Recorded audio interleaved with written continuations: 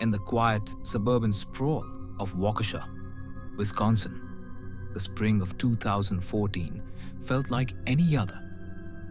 Kids rode bikes down tree-lined streets, and the hum of small-town life carried on as usual.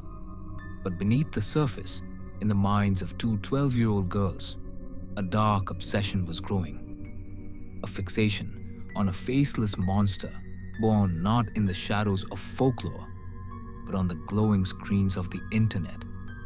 Anissa Weier and Morgan Geyser were inseparable, bound by a friendship that felt unbreakable.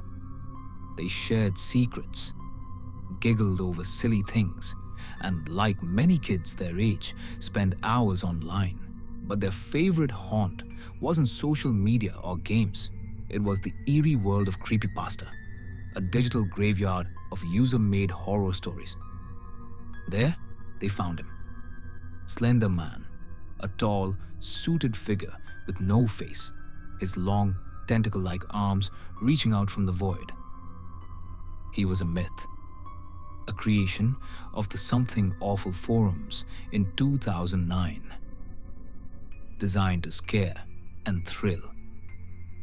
To Anissa and Morgan, though, he was more than fiction.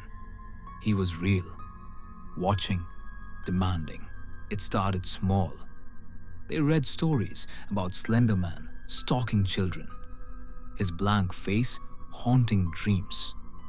They watched grainy YouTube videos, their imaginations ignited by his silent menace. In whispered conversations and scribbled notes, they convinced each other he was out there, in the woods, waiting. Morgan, intense and troubled, spoke of visions. Slender Man's voice in her head, urging her to act. Anissa, eager to please her friend, nodded along, her own fears twisting into belief. They had to serve him, they decided, to protect their families. And to do that, someone had to die. Their target was Peyton Leutner, also 12, a bright girl with a quick smile who considered Morgan her best friend. Peyton trusted them, never suspecting the darkness brewing behind their sleepover invitations. On May 30th, 2014, the three girls gathered at Morgan's house, laughing over pizza and movies. But as Peyton slept, Anissa and Morgan whispered their plan.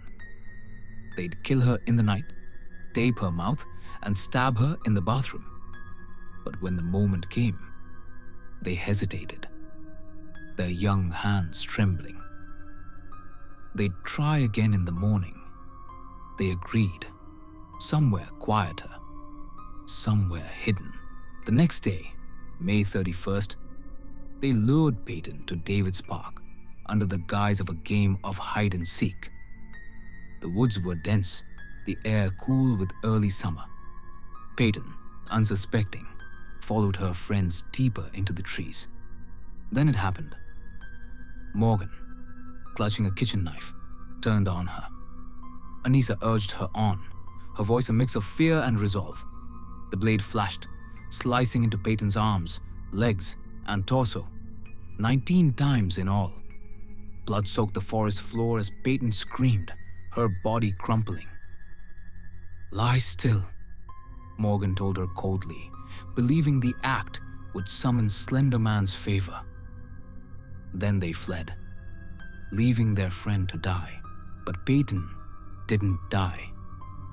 With strength no one could explain, she dragged herself through the underbrush, her wounds bleeding heavily until she reached a bike path. A cyclist spotted her, pale and gasping, and called for help.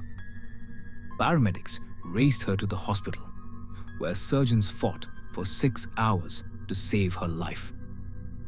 2 stab wounds had pierced her pancreas and stomach. One missed her heart by a hair. Peyton's survival was a miracle, but her scars, physical and emotional, would last a lifetime. Police found Anissa and Morgan hours later, walking along a highway, their faces blank, their clothes stained. They spoke calmly of Slender Man's mansion in the Nicollet National Forest, where they believed he'd welcome them as his proxies.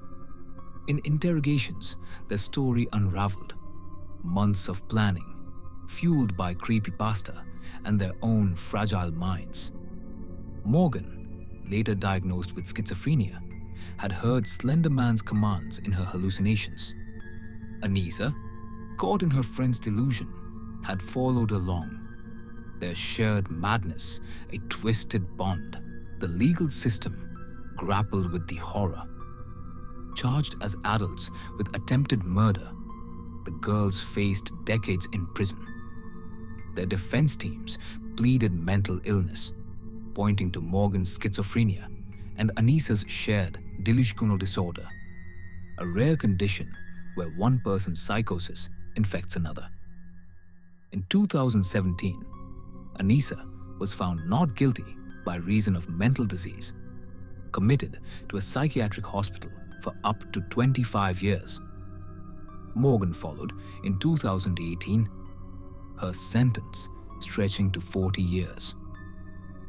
Peyton, recovering slowly, spoke years later of her betrayal, her voice steady but unforgiving.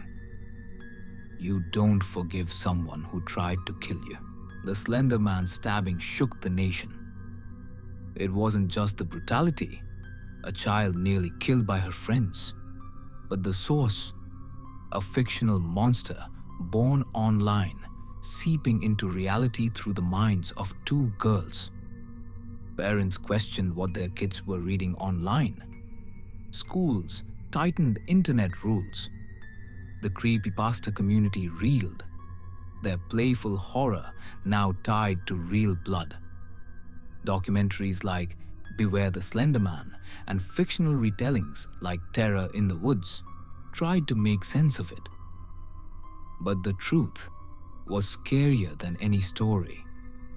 The line between myth and madness is thin, and in Waukesha, it had vanished entirely.